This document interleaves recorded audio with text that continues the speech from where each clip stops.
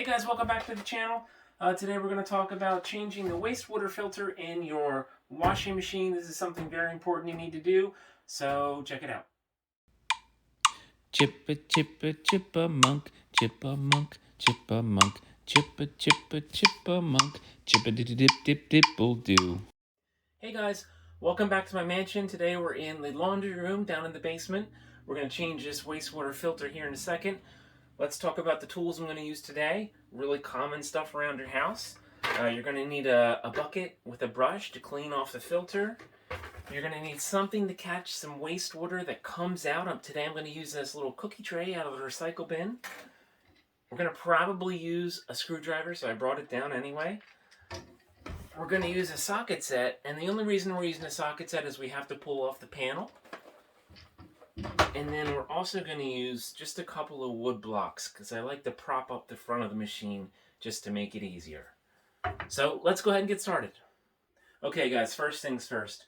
Safety first as well. Always want to make sure you turn off the water before you start fiddle-faddling with your washer machine. In this case, I have the water turned off here. The second thing is pull the plug, make sure there's no electricity going to it. You just never know. We're not going to mess with electricity, but it's better safe than sorry, so I'm just going to pull the plug. And then we're going to pull the washer out from the wall. Okay guys, I've pulled the washer away from the wall. I used my wood blocks to prop it up a little higher just so I can have more room underneath here. The first thing about getting to the filter is the filter is actually right there on the bottom of the basin. I have to pull, on this Cadillac model, I have to pull the front panel off the machine. So I'm going to use my ratchet here and just remove the bolts to pull off this front panel.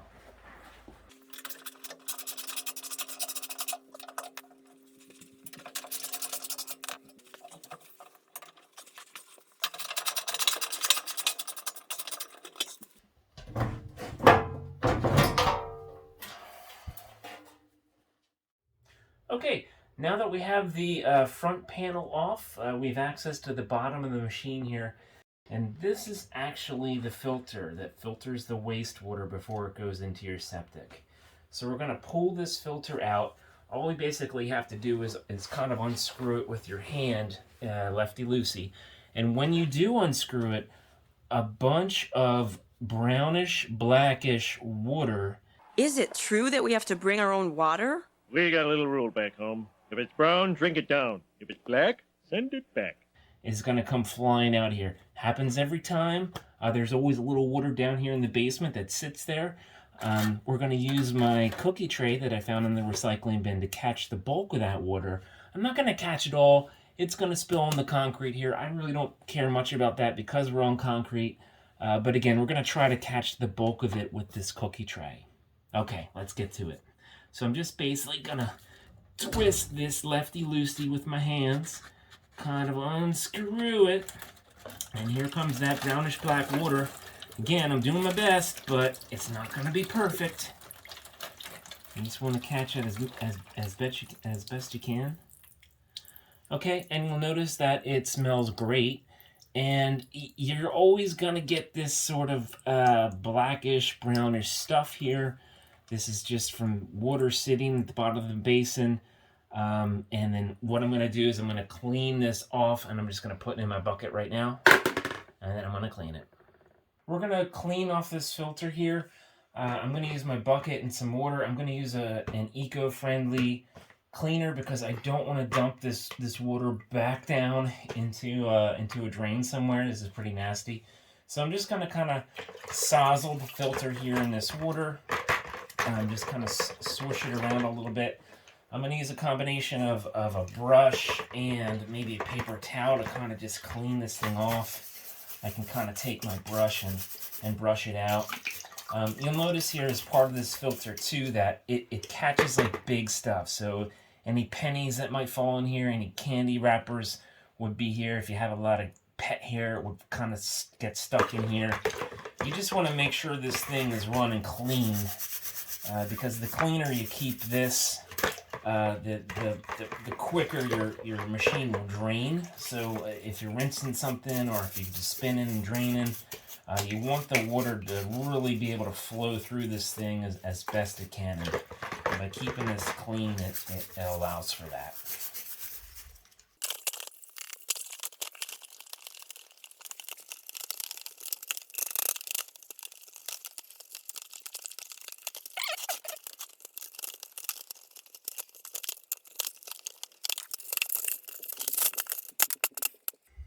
Okay, that's about as clean as we're going to get it. It doesn't have to be absolutely perfect, but that's about as clean as these things are eventually going to get. So in addition to cleaning the filter out, I'm actually going to take a paper towel and clean the inside of this little cylinder thing. There's a bunch of black, gross nonsense in here. So I'm going to reach in there with my grubby little hand, and I'm just going to kind of wipe that out the best I can, kind of dipping it in the bucket and kind of just slowly cleaning that out the best I can. Just in case there's big debris in here, you want to make sure that's clean as well.